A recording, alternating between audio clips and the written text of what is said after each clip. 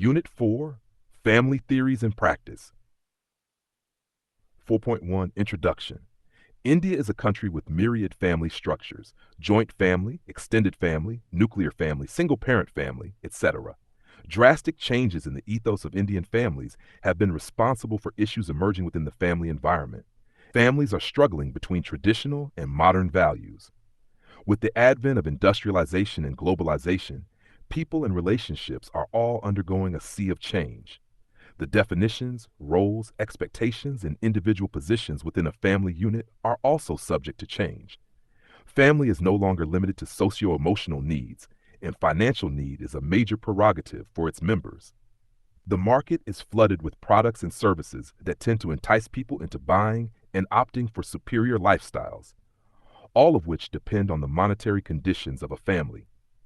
Especially in urban India, parents are sacrificing family time and bonding to give the best to their children in terms of education, nutrition, clothing, and other facilities. Communication and family bonding is a weekly affair, limited to Sunday meals, courtesy of the emerging corporate culture that involves longer work hours, touring places, carrying work home, and socializing as a means to climb the corporate ladder, and so on. Moreover, the members fiercely guard individual space and privacy, and any kind of interruption is not taken too kindly. Issues are becoming more complicated due to intergenerational differences, which become prominent due to differences in perspectives and attitudes towards people and relationships. All these issues and many more such issues are coming to the fore, demanding alternatives to deal with them in a comprehensive and holistic manner. Issues and differences within a family are no longer confined to the walls of the house. Coming out in the open about issues and seeking professional help to sort out familial problems is no more washing one's dirty linen in public, but seeking an objective view about issues and dealing with them appropriately. All this has led to a more liberal and open-minded attitude towards counseling and family therapy as a productive helping process. However, all of this will fade into oblivion unless there is clarity and adequate understanding and awareness of the various theories related to a family. These theories help a family therapist obtain a clearer perspective in viewing familial problems in light of the theories and accordingly devising an intervention program. In this unit, we will discuss the theories that are in practice to intervene in families. That is, theories which explain and predict behavior or problems as well as provide guidance for intervention. These are different from the other theories we use because they are more professional rather than being academic. However, they are just as important for our research and consultancy work as the other theories we use. Objectives. After studying this unit, you will be able to demonstrate the theoretical aspect of crisis theory, understand the application of empowerment theory, discuss the intergenerational theory, and study the intervention provided by practice theories. 4.2 Crisis Theory. Akanksha's marriage was arranged by her parents. She started feeling suffocated just after a few months in her marriage. She is so attached to her parents and the values of her previous family of origin, that it is becoming very difficult for her to cope with the different expectations of her in-laws and husband. She is completely disappointed with this role transition and feels that her world is coming to an end. 4.2.1 Introduction. Such examples are a regular feature in day-to-day life. Certain life events, such as role transitions and deaths or separation of significant others, create hazards for meeting basic needs and therefore increase the probability of interpersonal disturbances. Sillig, 1976. Before we proceed further, let us understand the meaning of crisis through the different definitions given by scholars.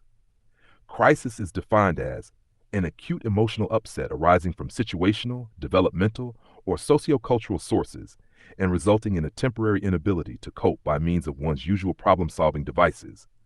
Hoff, 1995, p. 4. An acute disruption of psychological homeostasis is one in which one's usual coping mechanisms fail and there exists evidence of distress and functional impairment.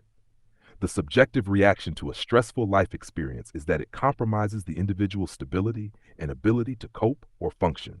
The main cause of a crisis is an intensely stressful, traumatic, or hazardous event, But two other conditions are also necessary. One, the individual's perception of the event as the cause of considerable upset and/or disruption. Two, the individual's inability to resolve the disruption by previously used coping mechanisms, Roberts 2000 p. 513. So, according to Roberts, crisis can be defined as a period of psychological disequilibrium experienced as a result of a hazardous event or situation that constitutes significant problems that cannot be countered by using familiar coping strategies. The origins of crisis theory are grounded in work cited in psychological and medical journals dating back to the 1920s. Hendricks and Thomas, 2002. According to Hendricks and Thomas, early research, conducted without the benefit of the umbrella term crisis intervention, focused on diverse and seemingly unrelated areas such as mental conflict, hysteria, time-limited mental health care, short-term psychotherapy, and acute grief. These early studies laid the foundation and provided support for many important crisis intervention concepts, including objective mediation, prioritizing patient treatment over problem diagnosis, directly addressing an individual's crisis, and the use of advanced empathy. It is generally recognized that the origin of modern crisis intervention theory and practice began with the groundbreaking efforts of Eric Lindemann, 1944. He reported symptoms of grief and mass disaster from survivors of the disastrous Coconut Grove nightclub fire of 1942, in which over 490 persons died. He focused on short-term intervention and therapy, followed by Kaplan, 1964, who first formulated the significance of life crises. A crisis, according to Kaplan, arises out of some change in a person's life space that produces a modification of her or his relationship with others and/or her or his perceptions of herself or himself. He introduced two types of crises. One, developmental crisis. Two, situational crisis. 4.2 Concepts of crisis theory. Some of the basic concepts of crisis theory are given below. 1. Homeostasis. It is the ability of an open system, especially living organisms within the system, to regulate its internal environment. 2. Interdependence. It is a dynamic process of being mutually responsible for and sharing a common set of principles with others. This concept differs distinctly from dependence, in which an interdependent relationship implies that all participants are emotionally, economically, and morally interdependent. 3. Coping mechanisms.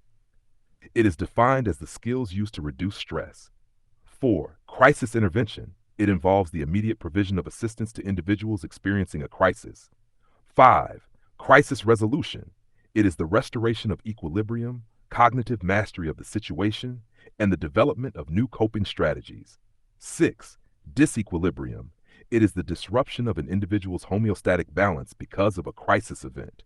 4.2.3 Types of crisis. Following are the three types of crisis. 1. Developmental crisis. These are the transitions between the stages of life that we all go through. These major times of transition are often marked by rites of passage at clearly defined moments. For example, being born, becoming adults, getting married, becoming an elder, or dying. They are crises because they can be periods of severe and prolonged stress. 2. Situational crisis.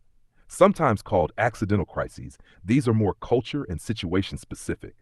These include loss of job, income or home, accident or burglary, or loss through separation or divorce. 3. Complex crisis. These are not part of our everyday experience or shared accumulated knowledge, so we find them harder to cope with. They include the following: severe trauma, such as violent personal assault, natural or man-made disasters, often directly involving and affecting both individuals and their immediate and extended support network, observers, and helpers.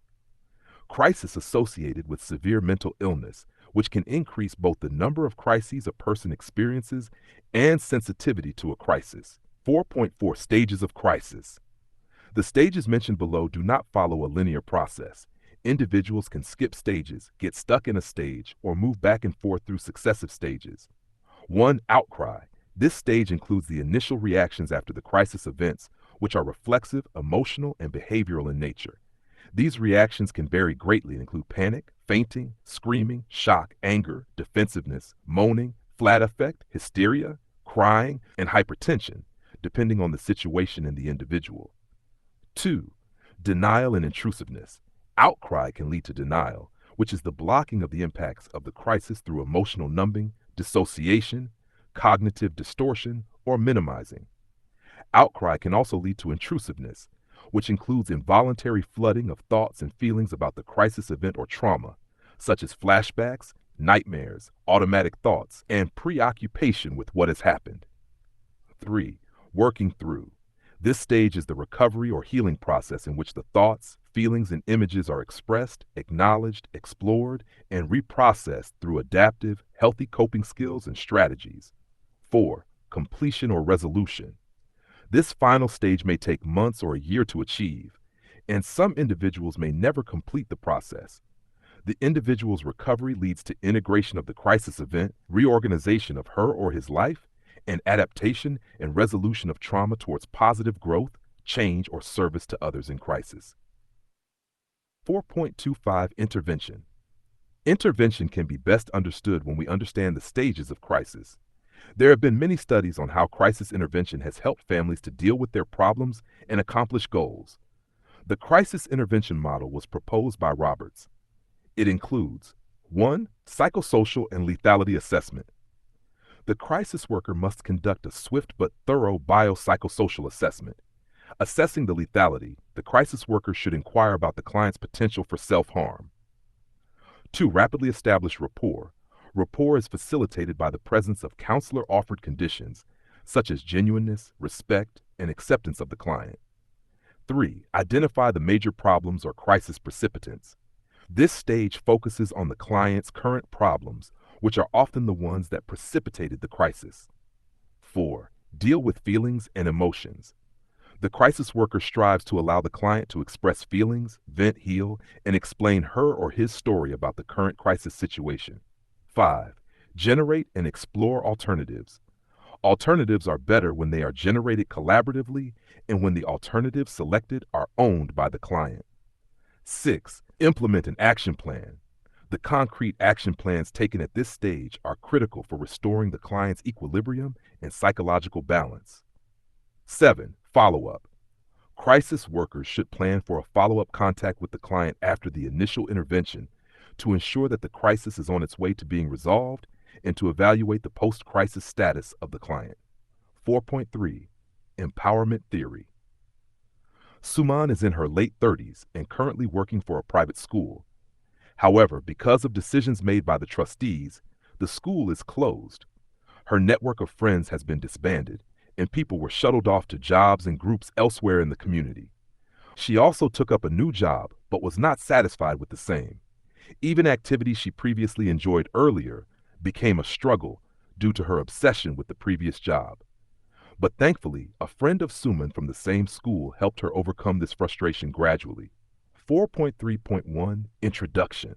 As we saw in the above example, facilitating the process and context for empowerment requires skills, timing, and enabling support. Problems arise as a result of the family's failure to adequately and equally meet the needs of all its members. The roots of empowerment theory come from the educational theory of Paulo Freire, 1970.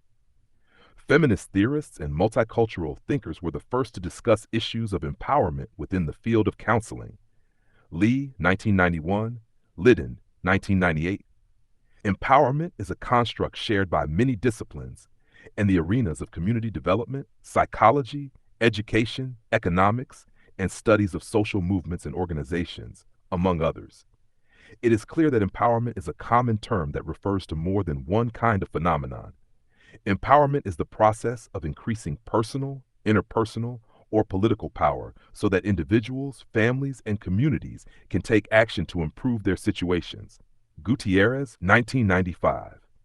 According to Vanderslice, 1984, family empowerment is a process through which individuals increase their ability to influence those people and organizations that affect their lives, as well as the lives of their children and others they care about. 4.3.2 Concepts of Empowerment Theory. Following are the key concepts of empowerment theory. 1. Critical awareness.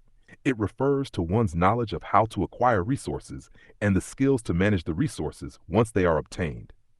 2. Empowerment values. It provides a belief system that governs how professionals and clients work together. It includes values like attention towards health, adaptation, competence, and natural helping systems. Zimmerman, 1995. 3. Empowerment process. It is the mechanism through which people, organizations, and communities gain mastery and control over issues that concern them, develop a critical awareness of their environment, and participate in the decisions that affect their lives. Zimmerman, 1995. 4. Empowerment outcomes. These are the consequences of the empowering process. If someone is empowered, then it refers to outcomes. Zimmerman, 1995. 5. Positive identity. Carr, 2003, stated that oppressed groups must discover their identities. The oppressed people seek to develop an empowering identity that gives validity to their existence and inspires work to improve their socio-political circumstances. 6. Social actions. Social actions entail that oppressed people work to liberate themselves and their community. Hannah et al., 2000.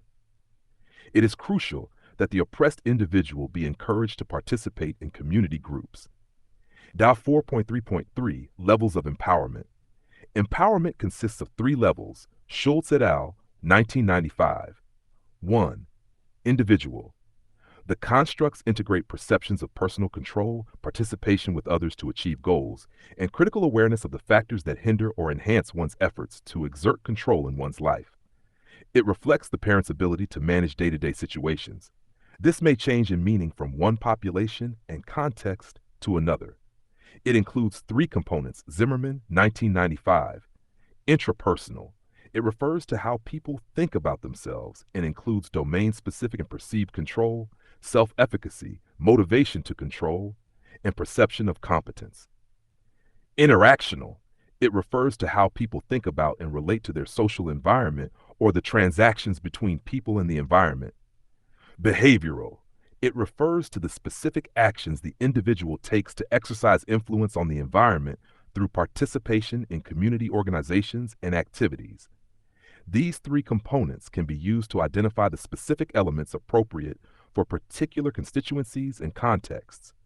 For example, individuals who believe that they have control over their lives, intrapersonal, but do not know how to go about eliminating physical barriers, interactional, and do not make any effort to remove those barriers, behavioral, are less empowered than those who learn the mechanism.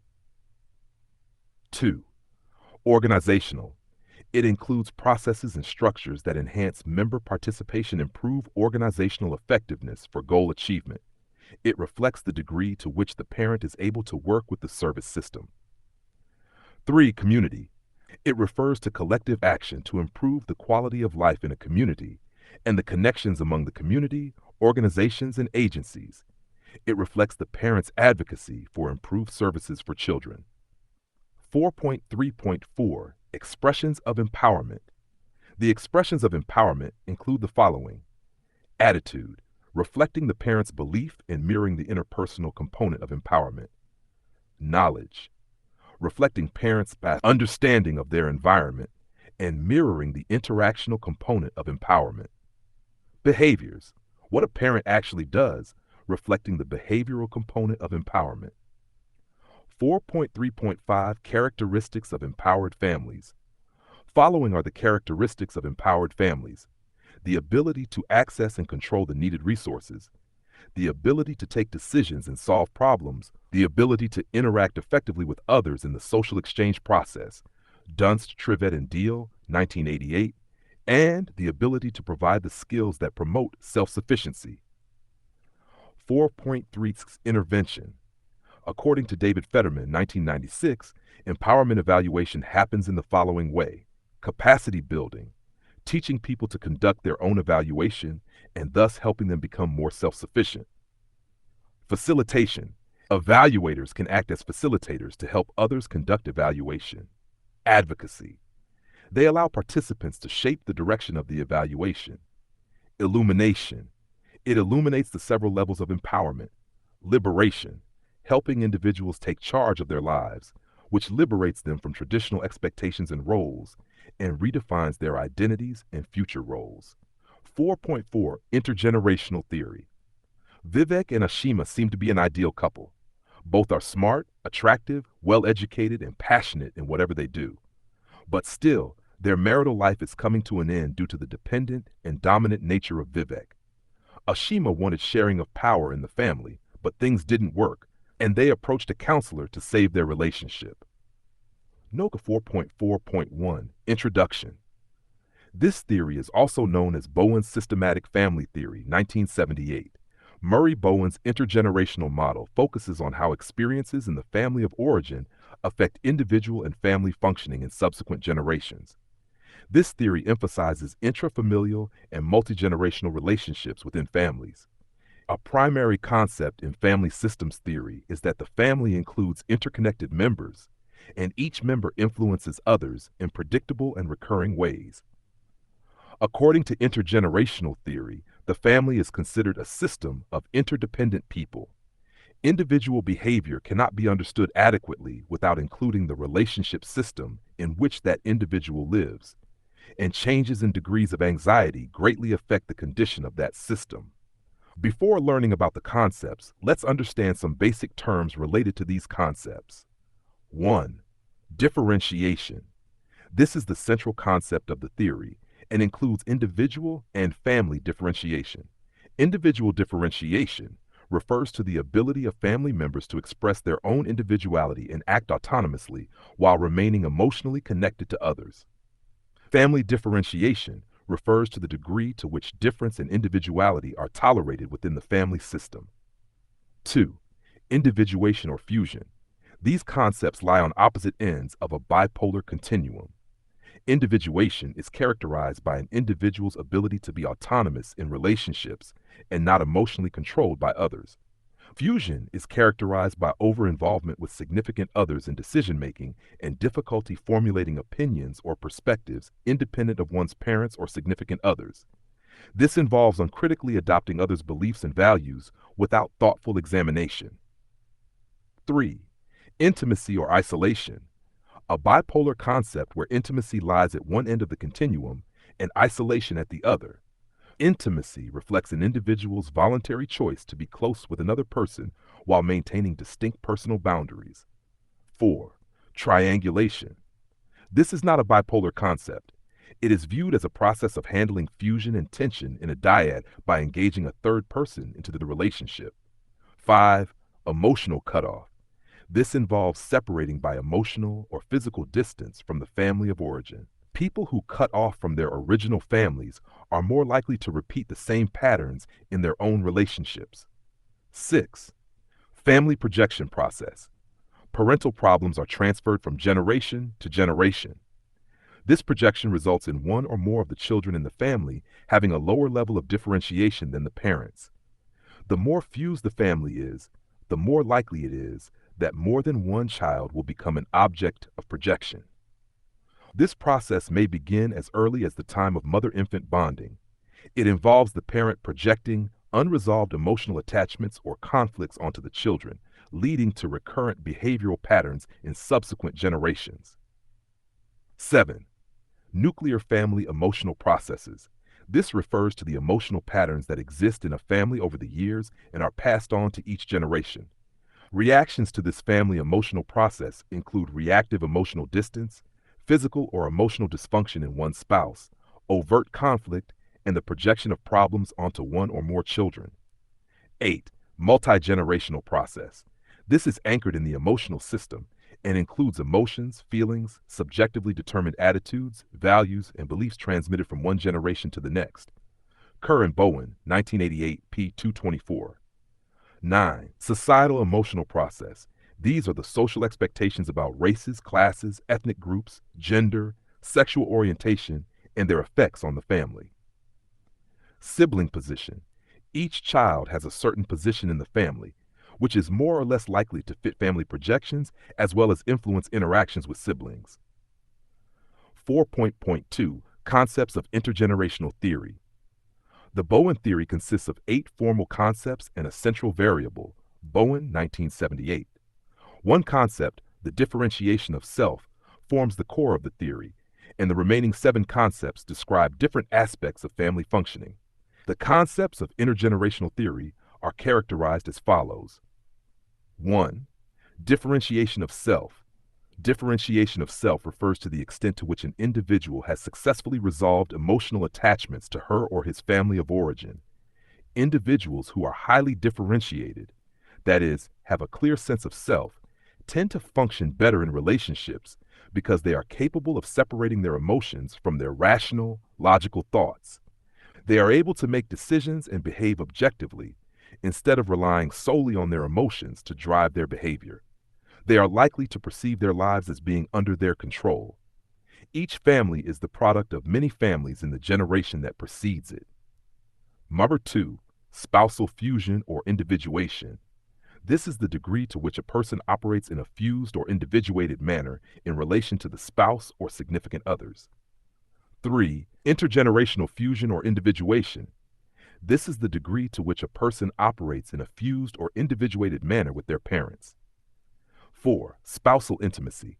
This refers to a person's reported satisfaction or dissatisfaction and degree of intimacy with their spouse. Intimacy is used here as the degree of voluntary closeness with distinct boundaries. Intimacy increases as differentiation increases.